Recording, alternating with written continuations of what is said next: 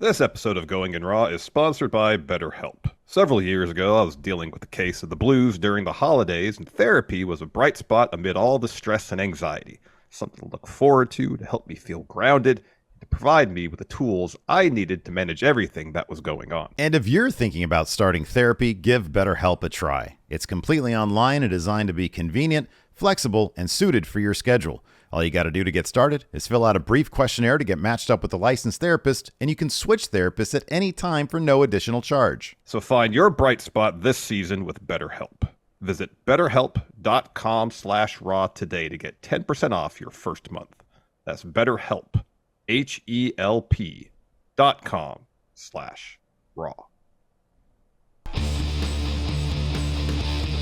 Hey, friendo, Steve here. Hey, Larson. And welcome back to Going in Raw, the only pro wrestling podcast you need to be listening to. On today's episode, we got a lot of news, including changes to War Games. Also, is NXT going to start beating AEW in the ratings? Some in WWE think so. Also, we talk about what could bring CM Punk back to WWE. It's a story that'll never die. And first, let's talk about this. Huge changes coming to WWE's pay-per-view schedule. Larson, what's in the news? So, now that WWE's merger with UFC complete as of September, and that merged entity, TKO Holdings, the Rawgate Mutant Company, WWE UFC, they've already gotten WWE 2 new broadcast deals for Smackdown and NXT, still waiting on Raw. Could we be on the verge of a pretty massive change when it comes to how WWE schedules their TV and premium live events? This week's Wrestling Observer newsletter, Meltzer talks about about WWE and UFC possibly holding shows, individual shows, in the same city across an entire weekend. That's what he had to say. Quote, an idea talked about would be to sell foreign governments on the idea of getting a super weekend where they'd get both a WWE and UFC pay-per-view show in the same building. Basically, two different world-class shows to make the city a destination for people to travel, as well as both shows pushing the city and promoting it to different worldwide audiences. They talked about the prospective idea of a WWE show on Friday, UFC show on Saturday, the WWE show on Monday. For most of 2024, if they pull that off, that would be SmackDown, a UFC pay-per-view show, and Raw. Nothing has been said, but USA keeping SmackDown on Friday makes no sense, and these type of deals take a lot of time. Still, right now, SmackDown would be the Friday show. So that would seem to indicate that the idea was pay-per-view shows as part of the deal, that they are considering, at least on the weekends of such events, doing a WWE pay-per-view show on a Friday night, then UFC, then Raw on Monday. Here's what I find exciting about this. If they went to that kind of schedule, that'd be SmackDown, not on Fridays. I don't want SmackDown on Fridays because that means I got to spend an extra 2 hours of my weekend, that's Larson time, watching wrestling. Okay, SmackDown. wait a second. Hold on. Wait, I got a question, though. Sure. There is an additional day on the weekend. It's called Sunday. Yeah, they don't want to do that because that's competing with NFL action. No one's going to do that. That's silly. No one's going to do it. AEW does that right now. Their pay-per-views do fine. Come on. That's. I mean, I get. I guess that's on Saturday. Is that like specifically what they're like? That's my speculation. Okay. NFL's a juggernaut, Steve. A ratings juggernaut. You don't go head to head with the NFL.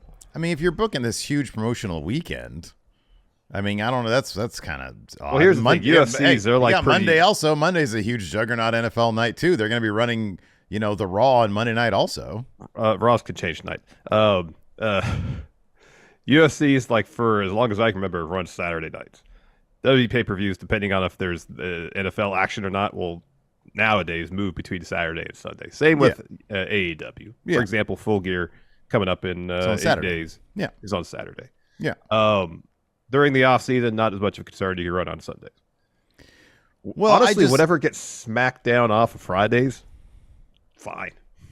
Well, yeah. I mean, I'm all for that. I don't like SmackDown on Fridays either. I kind of would prefer a WWE pay-per-view on the weekend though, instead of like a Friday night. But I mean, I don't know, like take our own personal preferences out of this. Yeah. I mean, I get the idea that I'm pessimistic that UFC crowds and WWE crowds are really all that. Like, I don't know how many people are gonna be like, oh, we're going to this particular city. I mean, I get it. Like, if you have two completely separate crowds converging on the same location, and then you get some sort of, rights fee or location fee to come out. From a business perspective, I guess that makes some amount of sense. I was just sort of like, the Friday night thing is sort of weird to me. I don't understand why they just wouldn't do a Saturday and a Sunday, given that like both promotions do Saturdays and Sundays at various times during the year anyways. Well, I don't know about UFC. I don't know if UFC does anything on Sundays. I think they've traditionally mostly been Saturdays. Maybe they mostly do on Saturdays, but like WWE's done plenty of stuff on Sundays before, in and out of the NFL traditionally season. That was their pay-per-view day was Sundays. Yeah, yeah. It's been a more recent thing where it's been Saturdays. I think that was a Nick Khan decision, seemingly, or idea. Yeah. Yeah. I mean, I don't disagree with the idea of we don't know. Maybe they have some metrics over there at TKO about what kind of crossover there is between MMA fans and professional wrestling fans. And maybe there's way more crossover than we were aware of. Maybe the middle of that Venn diagram is pretty huge. Yeah, it could be. Don't know.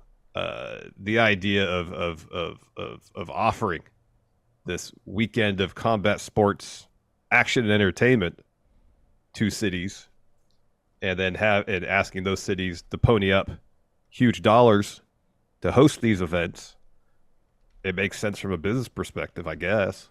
I guess so. Like if it's, I guess anytime you can bundle things together, you can package them together, maybe that makes some amount of business sense. It'll be, I guess from my perspective, this might be one of those things where it's like, yeah, I don't know. I feel like somebody just has a bright idea and they're hoping maybe it'll work. From a practical standpoint, I'm kind of curious a year from now, if they actually were to implement something. Well, it wouldn't even be a year because like they wouldn't be able to do Smackdowns because Smackdown's rights aren't even up until October of next year is when they'd move back to USA. Right, exactly. Yeah. So I guess it'd be a little bit of time. This is 2025 stuff we're talking about, getting a little ahead of ourselves. Yeah. So, yeah, I don't know. I mean, look, if you want to circle it back around our personal preferences, a Friday night, Saturday night, whatever. My favorite is the Saturday morning. Give me all the pay-per-views that are in whatever time zone needs to be between like 10 a.m. and like noon on a Saturday. I like that because we get the McGriddles and then we get to enjoy the rest of the weekend. Yeah. So yeah, I'm down. I'm down with that. I'm not huge on like staying up late on Friday nights unless I'm in a bar somewhere. So Friday night's the Steve drinking night. It's a Friday night, Saturday night, Sunday. You get on me about drinking, being the drunkard of the two of us. Do I? I'm sorry, I didn't mean to. I never go to bars outside of trivia. Yeah, never. But you also don't like the germs that bars bring with it. You're not a people watcher like I'm a people watcher. Not am I watching people in the right circumstances. You like watching people? God damn it. Anyways, let's go ahead and talk this. What could bring CM Punk? You're talking about CM Punk again. Back to the. Wait a second. You wrote the notes. You included this. That's disingenuous. Come on, man. The notes. I can put this in here without while realizing and hate yourself at the same time. Yes, I'm burned out on the Punk nonsense. I'm burned out. Oh man, I'm tired of Punk daily. This is like a Punk musician what? realizing that I'm tired of Punk. Jaded with. You know what'll make you feel better? The Punk Daily theme. We are going to talk about CM Punk tonight. Come on, tonight we're going to talk about CM Punk. All right. Oh my goodness. Anyways, I'll go ahead and take this one because please do. The Wrestling Observer himself, Dave Meltzer, who by the way took again almost an entire week to get the Crown Jewel star ratings out, and we reacted to those today. You were on the hot seat over at the Friendo Club Wrestling channel. They're up right now. You can check them out. Anyways, while he was contemplating his star ratings for Crown Jewel, he was also contemplating what it would take to bring CM Punk back to WWE. This is what the Wrestling Observer had to say about that. He says, if they feel they need a business jolt, they've got CM Punk in their back pocket. If they smell blood on the AEW carcass, the Punk move on television can be their shark response. That might be the best sentence that Dave has ever written. I might agree with that. I think that's right. If they believe there is a fan groundswell for it, they could give it a shot. We have been privately told that fan response would be something that could change things from a negative particularly not wanting for the crowd to loudly want him and not have it be delivered. We were also given the indication again this week that there's nothing to the rumors. The feeling was a negative, but fan response can change that, and nothing is ever not ever. This is pro wrestling and anything can happen, but stories like he was in front of the board of directors is not accurate. Guilty. Those in creative have not been told of anything involving him, and those who would normally be in the know about these things, including on the big surprises like Cody Rhodes stuff before anyone else, don't know anything. That doesn't mean he's not coming back. Just the backstories regarding his coming aren't accurate. I was told weeks ago that it was a no, just like other times talks had been open through his reps. But like any no circumstances could change it. Now, this is absolutely the silliest story of the year, but also kind of because of what especially like the internet wrestling community response. There's a certain subsection of fans who absolutely and totally, I saw this Wrestle Talk clip some of this on Twitter and had a chunk of this quote here talking about it to get that social media engagement. And here's some of the responses here. This person says, I'm not going to read their names. This person says he's still signed with AEW. This person says, let's see here. Oh, here we go. Here's my sense. Here's my 2 senses. CM Punk returning is nothing like Cody Rhodes' situation. Cody returned during Vince McMahon era. Vince doesn't care if the dirt sheets leak stuff because this is the same announcing returns week before that Raw or SmackDown. Triple H has stated a bunch of times he wants returns to be surprises. That's the thing. This journalist is people are not getting this is Hunter era. It's people just really want this to happen. A bunch of people, and I think there's also the weird small element of people who really want Dave and Sean Ross Sapp to be wrong, which is strange. And because they're not even saying that he's not coming back. They're saying that their people are telling them that it's a no, and yet people think that these people who have no reason to work, Sean Ross Sapp or Dave Meltzer, are working them, brother. And that it's a huge secret. Yeah. I don't know. Look, if he comes back at Survivor Series, I'm sure there'll be an interesting story behind it, including maybe, I guess, people who were leaking info who were not in the know, I guess. But I don't know. I kind of feel like Sean Ross Sapp and even Dave Meltzer, they've got decent track records to a degree. Well, Sean has a really good track record. Yeah, Sean has an excellent track record. Yeah, I mean, it's interesting to see people dig in their heels on whatever perspective they have, and despite evidence right in front of them, seemingly unwilling to reevaluate their position. There's people convinced that CM Punk is showing up at Survivor Series. We have also talked about, though, WWE not helping themselves. Well, even AEW at this point, the Dynamite this week had a bunch of Punk references on it. It did, it did. And part of it, too, though, is like Punk has such a wide-ranging career. Mm-hmm. Yeah. And you could find a line in a promo, a lyric from one of his themes. Yeah. That's a common phrase that's applicable to like any given situation. When Seth Rollins says, "Cry me a river," people are like, oh, that's what Jack Perry directed towards Punk and All In. Cry me a river is a common phrase. Yeah, right. Yeah, people say that. It's a common phrase. It doesn't necessarily have to be a reference to CM Punk. In fact, I would find it more difficult to find a different phrase than "cry me a river" in the situation that Seth Rollins in that context. It's like, oh, boo-hoo, cry like a baby. You know what I mean? Yeah. Like "cry me a river" is like kind of a necessity for that promo. It is. And whether it's Punk's coming back, Punk's still in AEW, this wrestling journalist is wrong. Like, regardless of the evidence in front of their face, they seemingly refuse to reconsider their position. I mean, that happens in life, regardless of. Oh, it's it's a thing. Yeah, it's basically it's a massive thing, especially in the age of social media thing. Yeah, that's what it is. Yeah. And it's a situation where it seems pretty clear as day that as of now, Punk's not coming back to WWE. Mm-hmm. He's not going to be at Survivor Series. Yeah, he's not. Yeah, unless something happens crazy the next 16 days, 15 days. Yeah, where WWE has they completely reconsidered their position. Mm-hmm. Or as Dave puts it, if WWE looks at AEW and just sees a bloody carcass and they want to go in shark mode and devour the remainder of that carcass, then they call up Phil.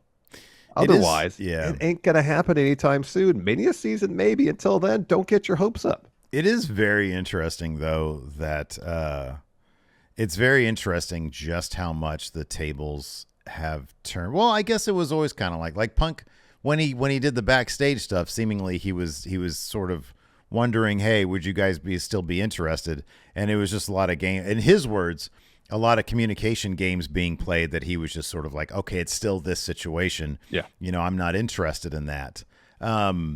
If this was WWE, if WWE's business was where it was even just before pandemic, when house show attendance was way down, live show TV show attendance was way down, ratings were going really bad. I kind of feel like in that situation, and I think that's what Meltzer's getting at, in that situation, yeah, you bring him in because you need that jolt. And Vince was all about the short-term jolt. Mm-hmm. But that's not the situation they're in. They can absolutely dictate their own terms seemingly at this point. Yeah. They don't need him because business is really good. And the product has, it's got the goodwill of fans behind it for the first time in forever. Yeah.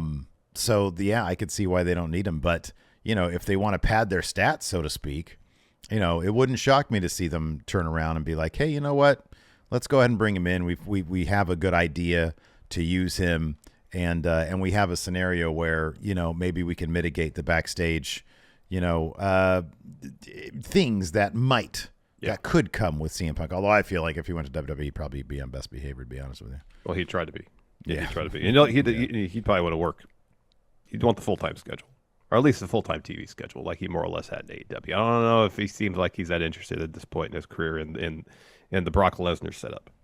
But I could be wrong. Yeah, I don't know. Everything. He's a complex guy. Yeah. So who knows what he'd be wanting.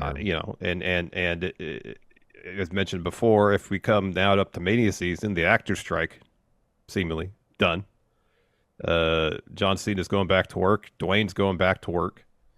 If WWE really wants that one nostalgia pop for WrestleMania, and bring it back a superstar of years ago, Punk fills that role. Yeah, man. A decade at that point, more than a decade. Come Mania season, that he walked out after the Rumble, after he was concussed, and that's entirely possible. It's entirely possible. I might get my hopes up, no, but it's possible. Punk doing the job. Survivor Series, don't get your hopes up. No, it's not going to happen. Survivor Series, no. Although I do kind of wonder all the chatter that's happening right now.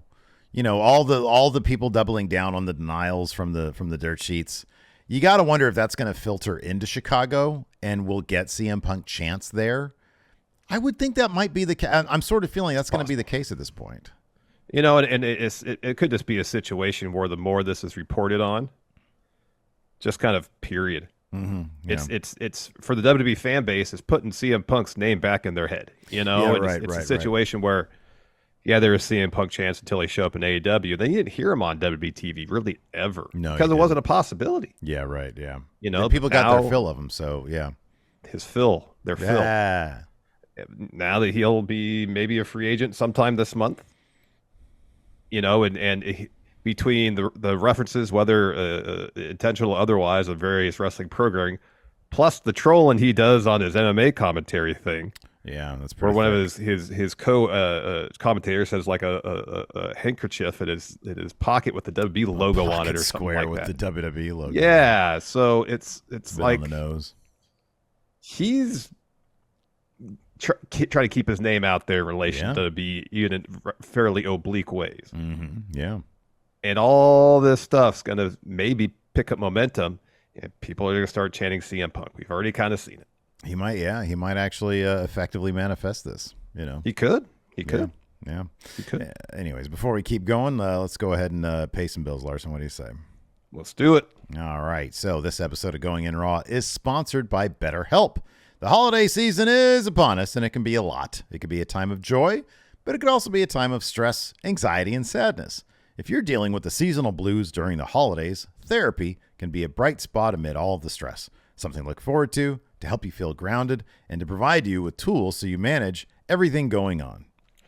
I've been there before, and I've spoken about this. I can think of one especially difficult holiday season back in my mid-20s when I was dealing with anxiety. My anxiety got really bad. So bad that I realized that in order for me to live a happier, more productive life, I needed to go to therapy. And it took me a few tries to find someone I felt comfortable talking to, but once I did, I was able to learn positive coping skills to help manage my anxiety and get me back on track to being a better Larson. So if you're thinking about starting therapy, give BetterHelp a try. It's entirely online and designed to be convenient, flexible, and suited for your schedule. All you got to do to get started is fill out a brief questionnaire to get matched up with a licensed therapist, and then you can switch therapists at any time for no additional charge. So find your bright spot this season with BetterHelp. Visit BetterHelp.com/raw today to get 10% off your first month. That's BetterHelp, HELP.com/raw.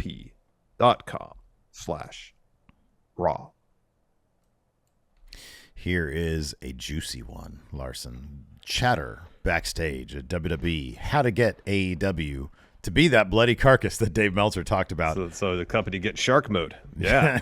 Yeah. So following news earlier this week that NXT is moving from USA Network to fill the vacant NWA spot on the CW. Well, hold on. NXT is not going to be on 2 in the morning. Oh, my bad. Or on the app. Prime time. Yeah. So they're going to be heading to the CW in 2024. House of Wrestling reports that WWE has high hopes for NXT following the move, including besting their old Wednesday Night War foe, AEW. This is what House of Wrestling has to say. Go ahead, Larson. Those other guys. Those other show on Wednesday night. So this is what House of Wrestling had to say. House of Wrestling is told by a WWE source that, internally, the belief is that NXT viewership will consistently outdraw AEW Dynamite next year, especially when they move to the CW. The belief is based on the idea that the CW is a younger broadcast TV channel instead of an aging cable channel and will help attract a younger and more influential audience. This is on top of the constantly high-quality content they're putting out and Levesque's renewed push to integrate NXT with the other major WWE brands. Regarding WWE NXT hitting the road, it does not sound like anything starting imminently. There is major interest across the board within WWE to make NXT feel bigger, but not at the expense of overexposing the brand. As it stands, NXT is presenting very good shows that are growing their audience, but WWE wants to make sure not to leap into taking the show on the road before demand is strong enough to do so. Fiscally, it just makes more sense to keep doing what they're doing. We'll pause there before we get the Wrestling Observer's take on this. In terms of them beating AEW right now, the belief, according to Sean Ross Sapp, is that NXT is going to stay on Tuesday, so it'd be a Tuesday versus Wednesday type thing. Yeah, a midweek war, if you will. Yeah. But right now, they're already sort of nipping at the heels of AEW. AEW's ratings, I believe, this week was, 804? It was a low 800s, and then NXT was almost 800. It was almost 800. High 700s. And the demo number, Becky dropped the title to Lyra Valkyria. She hasn't been on, and she was a huge ratings boost, when she was the women's champ. Yeah. So the belief is that NXT now, after it's been over 2 years now since their rebrand to 2.0, and then they rebranded again just to NXT, but more creamsicle color. That they're at a position now due to their booking some main roster crossover, but from time to time, like you said, right now the only main roster star with a title is Dom Mysterio.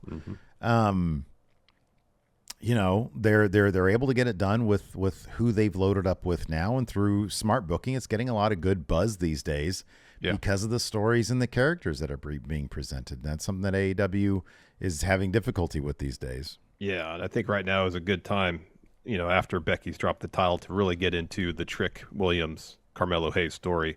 That segment on NXT, outside of Pillman Jr.'s involvement, was fantastic.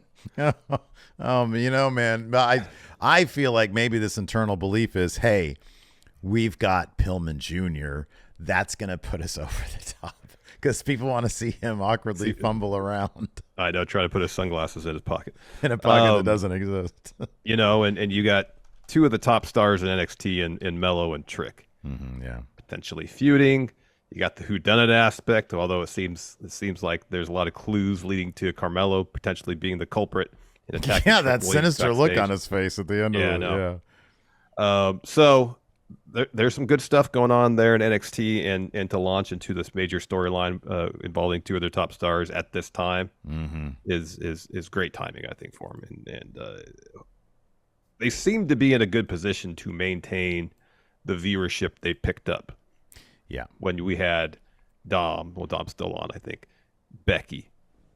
Those two main roster superstars coming to NXT boosted up NXT's ratings a lot. They did, yeah. There was that period of time right there over the past 2 months or so when they were firing on, all cylinders, man. They were really doing well, and that seems to have elevated their ratings floor at this point. Used to be like 600, sometimes in the 500s. Now it seems like their ratings floor might be closer to 750 or so. Yeah, it seems that way. It's a pretty big jump. It's a huge jump. And if people started tuning in to NXT to watch Dom and Becky, and now, there's some pretty good stories. There's some talent here that I really like. I'm going to make NXT part of my weekly viewing routine. Yeah. And, I know it's 1 week, but this week, they managed to retain a good portion of their audience that they gained. Yeah. Over the last few months. So if that continues, they move to a broadcast network, the possibility exists that they could even boost their numbers even further. One thing that we talk about often on the show is, or from time to time on the show, is how vital does your product seem? How interesting is it in the now? How interested are people going to be with how much does your stories matter? And I feel personally, I think that AEW right now has one guy that really is doing that work that really makes AEW, that aspect of it, feel, vital, and that's MJF. I think other people are doing really good work there, but there doesn't really seem to be that cohesive thread. And honestly, I feel like AEW has shed a lot of their a good chunk of their hardcore fans from the beginning who feel like AEW sort of lost its way. And without those people on board, it's going to be really difficult for them to recover. You got, when you think about it, you got the names that built, the wrestlers that built up their name prior to AEW, the ex-WWE guys coming in, and too often they just sort of aren't able to capitalize off of the legacy that they had built before AEW.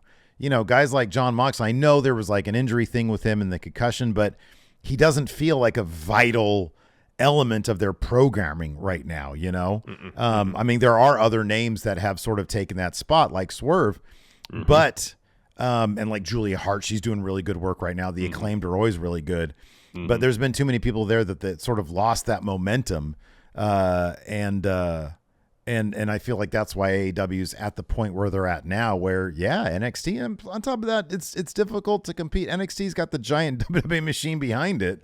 Exactly. So they can do those moves like add, big main roster stars over to the show to give them that jolt, and then they can hopefully ride that wave of momentum. Let's talk about the touring aspect of things, because Dave Meltzer mentioned that in the latest Wrestling Observer newsletter. He said this: the other question with higher rights fees and being on network would be if they move tapings to arenas rather than the Performance Center. There is not a definite answer to this, past those in the company, when finding out about the deal, said it was a subject then being talked about. With the increase in compensation, the cost of doing so would be taken care of. The benefit of taping at the Performance Center is less travel and more gym time and training time for the talent. The benefit of taping on the road is larger crowds, fresher crowds, live gates, which they don't have, a wider variety of feedback, and more experience for talent in playing to a bigger and different audience.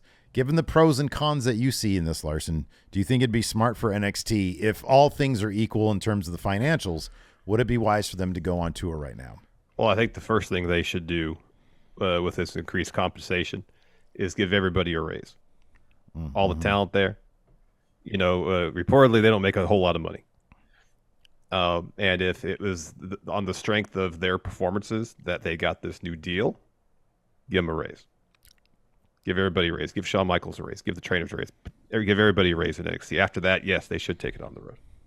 Okay, what do you see as the pros and cons there? I understand the primary con is It depends how they structure things. If it's simply a situation where they could do what they could do, and I don't think they would. No, I think that has to be live. I'd say they could do, like 3 city stops, 1 live, 2 tape. But I think they want in the newsletter they said they want all their product to be live. So that's contractually, and they probably have to do that. Yeah.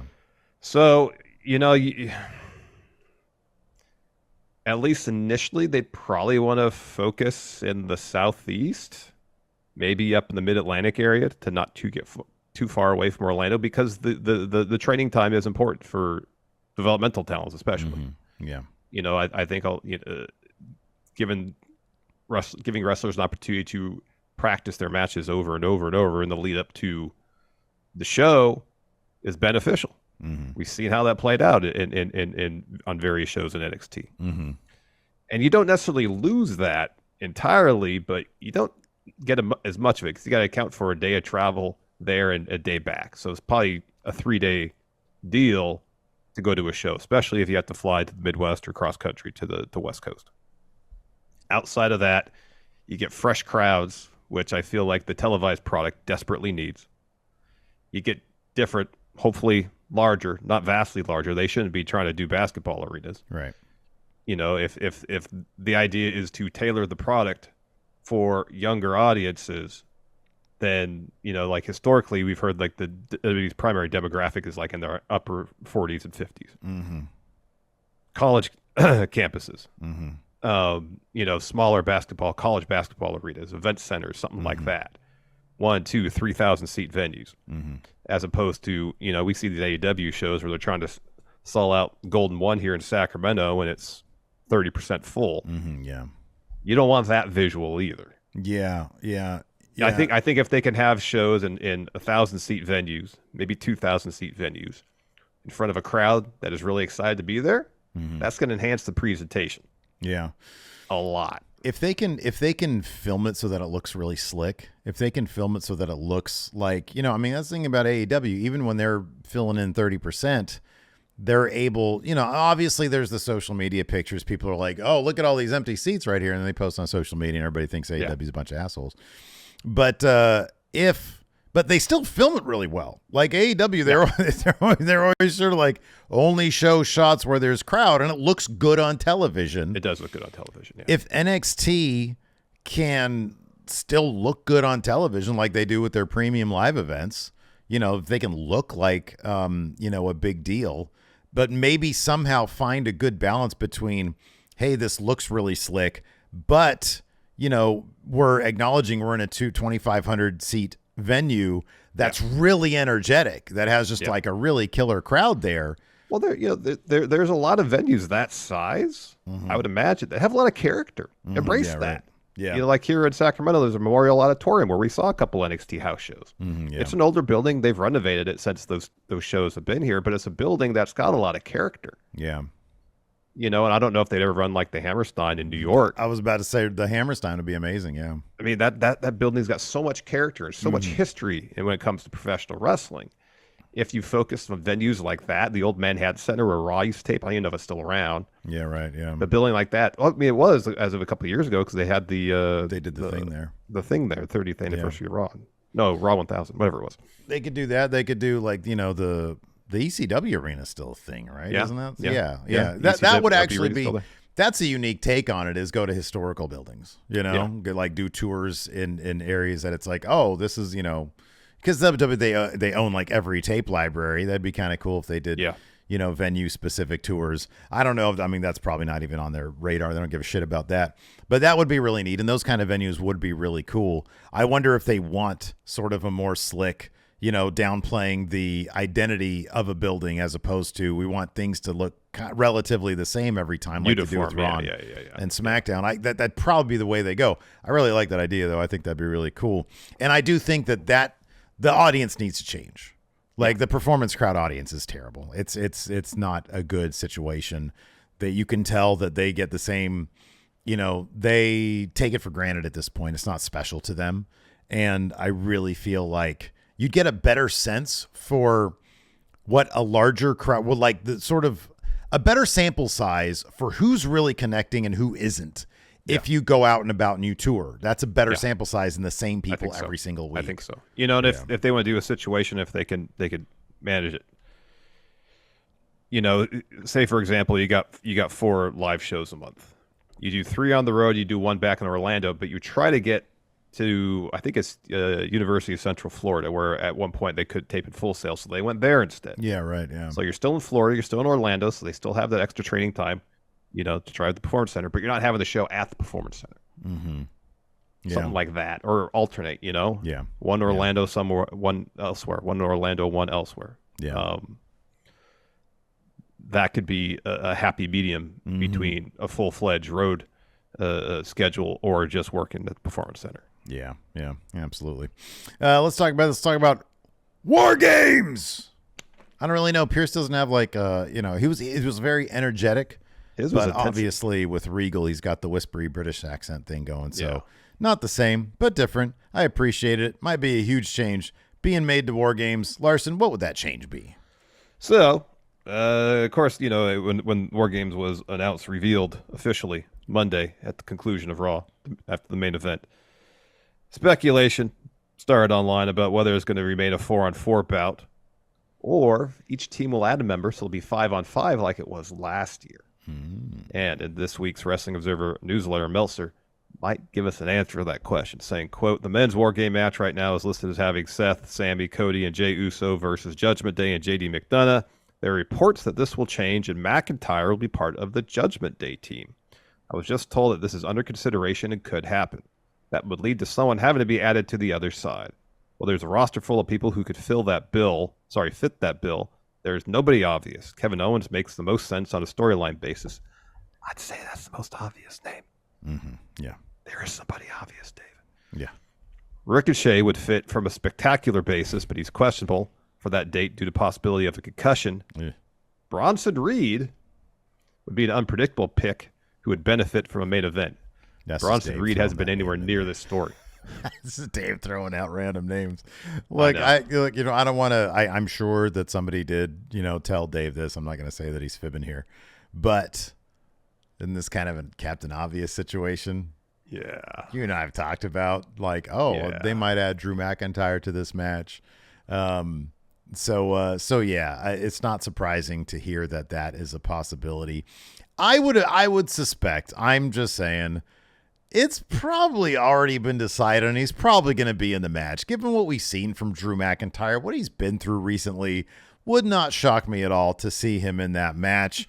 And then they can get the big thing where Kevin Owens comes in, who he's changing brands. He's not doing a whole hell of a lot right now on main roster. Maybe they can find a way to instigate this in a more immediate storyline sense, as opposed to him just being like, oh, I'm going to cross over and go do this. I wonder if part of the story leading into it, though, I know we have just a couple weeks, 3 weeks, about 3 weeks, 18 days, 15 days, so 2 weeks, 2 weeks from tomorrow. Gosh, whether they're going to have a recruitment effort from both Judgment Day and the face team to try to get Drew to join their team. And I don't think it's outside the realm of possibility that Drew's like, all right, I'll be member of face team, but what's in it for me? Do I get another shot at you, Seth? Something like that. There you go. And based on how the match plays out, that's what eventually motivates Drew to turn heel. Not so much, I'm going to turn heel before the match and join Judgment Day. You actually have the journey to the heel turn during War Games and have him at one point walk out on his team after hitting Seth with a Claymore or something like that, Well, you know what he could do is hey, I'll be on your team, sign the contract saying I get a title shot, and then midway through the match, I'm on your team, but then he just starts wrecking Seth Rollins. Judgment Day's like, whoa, what is this guy doing? That works for us, brother, because everybody loves Judgment Day, and they're totally going to win that match. It's Judgment Day. Of course they're going to win. I know, but Rhea's not in the ring with them, and without Rhea, they're kind of hapless, Steve. Yeah, but Seth doesn't like Cody. Seth doesn't like Jay. There's too much discord there. It's just Seth. Everybody else likes each other. Cody likes Jay. Cody likes Sammy. Sammy likes Cody. Sammy shouldn't like Cody because he's the one who got rid of Kevin Owens. They still have it. That's one plot hole I really wish they would explore, or it's just even one moment backstage where Sammy's like, hey, Cody, and Cody does his slick politician thing and gets Sammy to think that it was a good idea. I know. That'd be kind of amazing. I know. You want to go ahead and answer some questions? We've got a bunch of good ones here. Do it. All Dirty right. Rich here says, how will WWE handle the CM Punk chance at Survivor Series, especially if the fifth man of neither War Games team is announced ahead of time? Will they be booed out of the building if Punk isn't the fifth man, brother? So I think I don't think they're going to go. I don't think they would go that far with it. I think that CM Punk chance would happen, not necessarily because they think he's going to be there. I don't think anybody thinks, look, I think plenty of people think he's going to be Some there. people think he's going to be there. I just don't know that the larger live WWE crowd is expecting him to be there the way that he was expected to be there at the whatever at the first dance. Yeah. The first dance was, because that was heavily reported on. Everybody knew it. Everybody knew it. This is a case where I think they'd be like, hey, WWE, you've made references to him, both intentional and maybe non-intentional. He's on our mind. We're in Chicago. We're going to chant because we'd like to see him in WWE. We think it'd be really neat, not because they're expecting him to come out. The one thing that they really need to not do with this War Games thing is, Larson, they need to make sure that nobody is going to be a mystery partner. You know, I was going to say that. If Drew McIntyre decides to be on Team Judgment Day, then Kevin Owens needs to be announced well in advance that he's part of Face Team. Do not do the thing where, who's going to be on the team? Whoever, then Rich is right. Whoever comes out and is mystery guy, if it's not Phil Brooks, they're going to get booed. Because you can't do the mystery thing in Chicago. I mean, you cannot do that. There's one, I'm not saying they're going to be like heavily cheered because it won't be Phil. And I don't think it's going to be this person. But if Randy Orton was the fifth, I agree with you. Don't have any mystery. Don't leave the mystery intact going into War Games. I agree. You got to have the full squads announced before the pay-per-view. But if it's Randall Keith Orton, he's the one person I feel like that the crowd wouldn't dump on. I agree with that. I agree, because that is a huge return. Storyline wise, like, why would he do that, though? I know. It's just going back. It's just referencing Cody and Orton's history together. And if the idea, I would only do that if you're going to build to a feud between them for like the Rumble or something. Yeah. But Cody's winning the Rumble, so what sense does that make? In other words, but I mean, but if it's just CM Punk chance, I don't know. I kind of feel like WWE would lean into it. Like, you tell me Michael Cole wouldn't say, the Chicago crowd loving their CM Punk, because they reference everything these days. Like, Michael Cole talks about PWG and, I don't know, Bullet Club. He loves talking about Bullet Club now. Well, the Chicago crowd thinks it's clobbering time, stuff like that. Yes, you're right. Yeah. Yeah. They would lean into it at this point. What do they care? It's going to be another record gate. Sean Ross Sapp tweeted out a WrestleTix thing for Smackdown 2 months from now. It's already sold out. It's only 100 tickets away from being sold out. Yeah, they're crazy. fine. They don't give a shit. They're making money hand over fist. They'll talk about Phil all day long. Yep. Time War here says, I've seen criticism for AEW relying too much on old legends and criticism for WWE not using them enough. What is the fine line for using old legends for you guys? I thought when Sting came to AEW, that's how you do it. If they're going to wrestle. Yep. You celebrate their legacy, but you don't make their appearances and their legacy basically the entire focus. Because I didn't feel like Sting was necessarily coming back for a nostalgia run. It didn't feel that way. It felt more like he was coming back because he wanted one last good run. He felt he had one last good run in the tank, and they would just sort of take it from there. And he felt good, and they ran with it. They had a really great pairing with Darby Allin. Yeah. It worked really, really well. I think that's a good one. I think, using him in management positions is usually a pretty cool idea. The worst way to use it, of course, is like how Vince used to on like the legend, like the nostalgia episodes, where they just do these little backstage skits where like they would be humiliated. Like Mark Henry literally was like, I'm not going to do that. Yeah.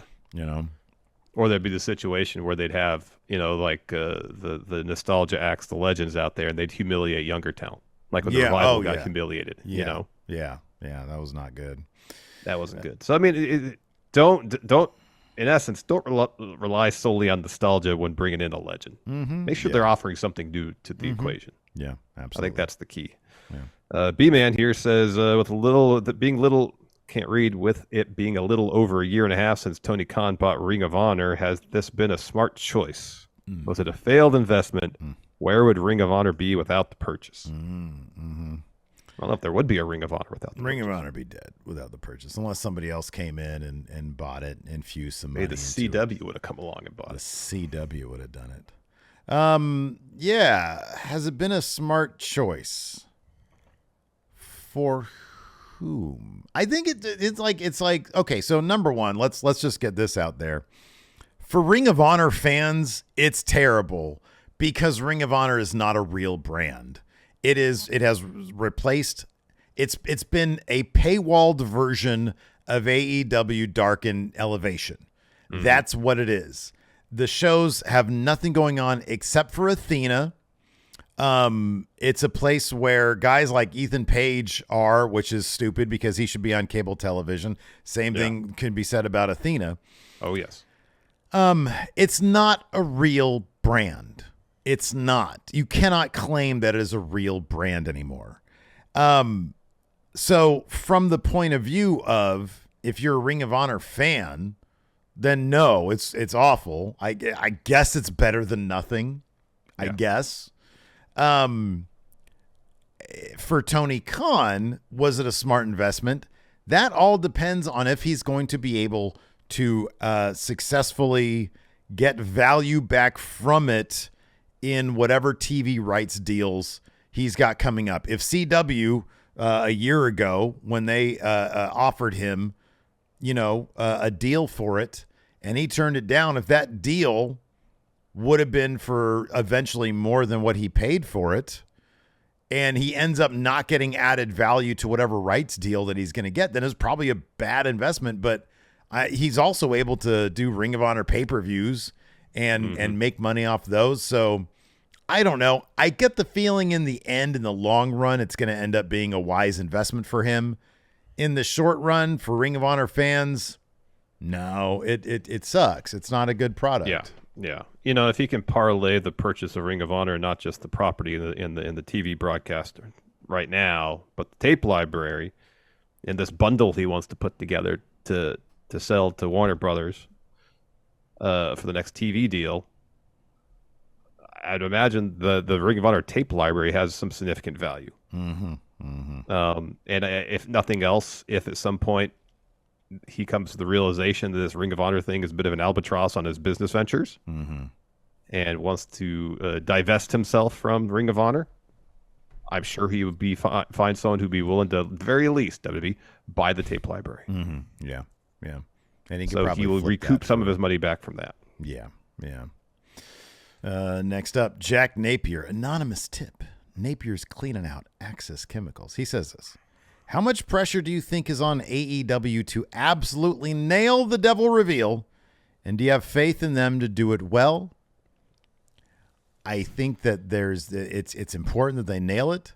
And I do, in this situation, have faith they'll do it well because it's seemingly everything that MJF, for my money, touches these days is pretty darn good.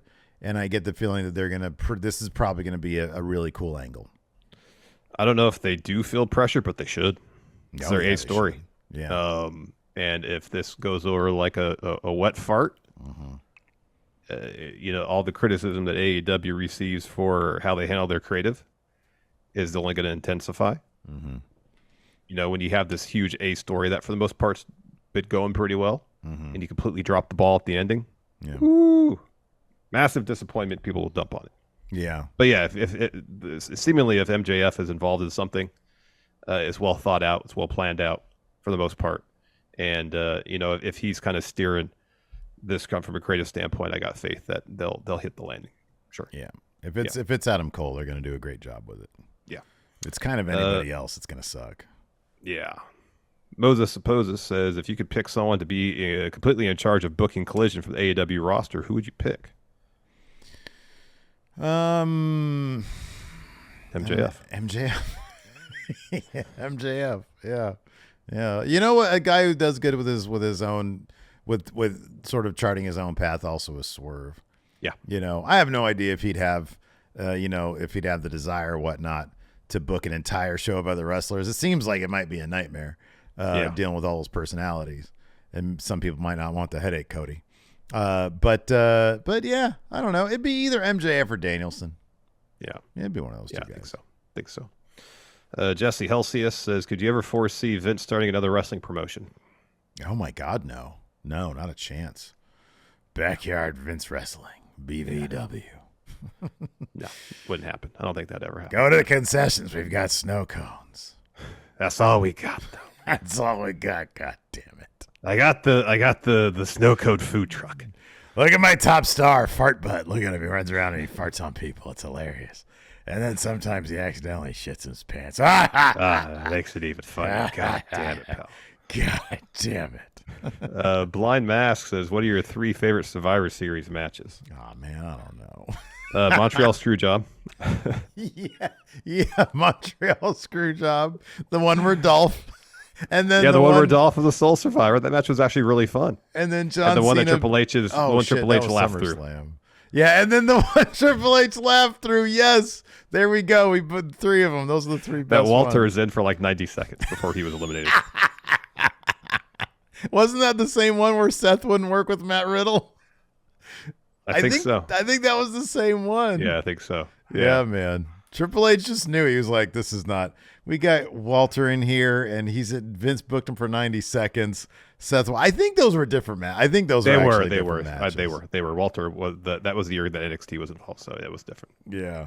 The one where Triple H lost to. I don't think that was the NXT year. No, that was before. That was prior to that. Mr. Sinister is Steve versus Larson in War Games. Okay. Now build a 5-person team to represent you, 1 main eventer, 1 mid-carder, a tag team, and 1 women's wrestler from any promotion, but they can't be a current champion, so no current champions. Okay. We'll do this draft style. Do you have a coin nearby that we could flip to determine who picks first? Maybe.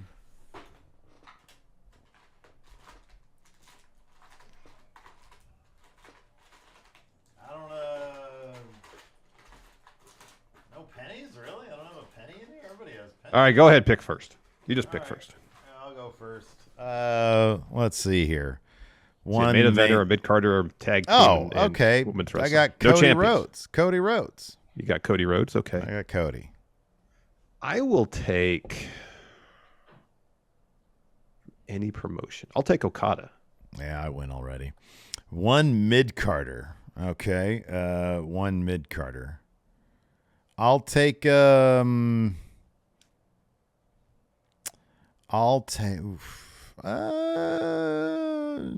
trying to, let's see, 1 mid-carder from I'll take Swerve. All right. I'll take Samoa Joe. Okay, that's a good. He just vacated. Not a champion, and he was a mid-card champion. Qualified. Let's see here. A tag team. Oh man. I will take not them. I'll take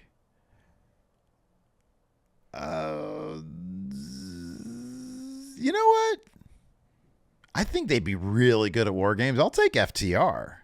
Ah, all right. Well, I'll take the Young Bucks then. And then 1 female wrestler. Give me, oh, dude, the freaking man. I got a lot to choose from here. I'll go with, give me, man, this team is unbeatable. I got Becky Lynch. Give me Jade Cargill. I kind of feel like I just completely washed you with this, man. My team that completely wiped you out right there. Okada's going to show up in his gray sweatpants and a white t-shirt. Heck yeah, man. Yeah. Why is the Smackdown preview in the notes completely empty? Because there wasn't anything on WWE.com when the show started. That's why. Oh, there we go. Now we got something. Here we go. Oh, no. Oh, what a terrible idea. Here's a quick Smackdown preview for you. Bayley is going to address the future of Damage Control. Oh, bad move, Bayley. You don't know the future of Damage Control. No. If you say anything but I'm getting my ass kicked out, then I'm sorry, but that ain't going to work, man. So next up, we got LA Knight to throw down with Grayson Waller. Are LA Knight and Kevin Owens going to be the tag team that we're speculating was going to form to take on Theory and Waller? Are we going to get LA Knight and Kevin Owens teaming together? I can't wait to see the backstage vignettes. Can you please That's what I'm talking about. Can you please get a GoPro in the car. I want to see them driving together for hours. Yes. That sounds amazing. Did you watch? Did you know the genesis of this feud here, of this match here? It was some backstage stuff, wasn't it? Well, I saw like some social media stuff where Grayson Waller said some shit, and then LA Knight in a hushed, walking around an airport lounge video promo. Best kind. Fired back. Hey, you know what, Grayson Waller? You want to talk about relevancy? You want to talk about hey, how's it going? Managing? Yeah, maybe I'll put hands on you. Maybe we'll get a BFT. Wow. Is there a Sbarro here? Yeah. Yeah. Nah. Really quiet. Yeah. Yeah. Finally, we got Bobby Lashley looks to beat the cool out of Carlito. I wish that instead of, because it says cool in quotation marks, what if it said shit?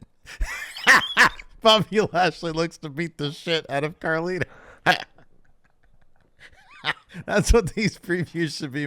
They should be vulgar more often. Oh, way more often. Absolutely. Absolutely. Yeah, LA Knight to say fuck you to Grayson Waller. Bobby Lashley looks to beat the living shit out of